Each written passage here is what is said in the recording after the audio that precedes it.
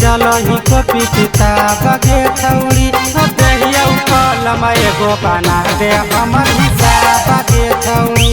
देहिया कलम एगो बना दे हमर हिसाब गे छौरी पढ़ल जाई लेके कॉपी किताब गे छौरी छाती से साटी के चलो ही कॉपी किताब गे छौरी देहिया कलम एगो बना दे हमर हिसाब गे छौरी देहिया कलम एगो बना दे हमर हिसाब गे छौरी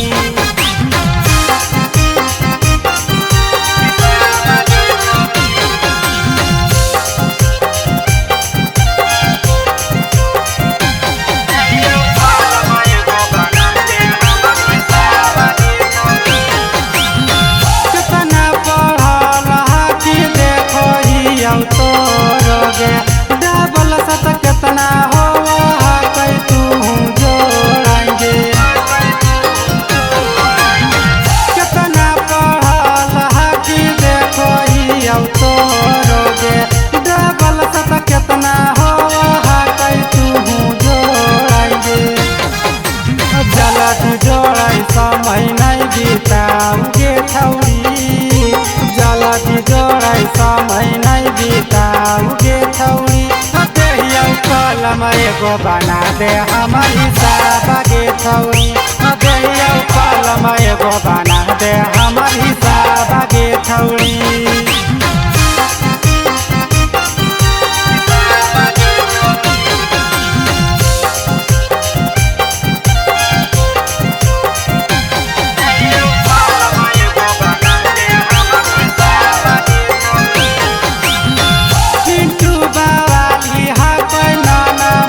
कपास गे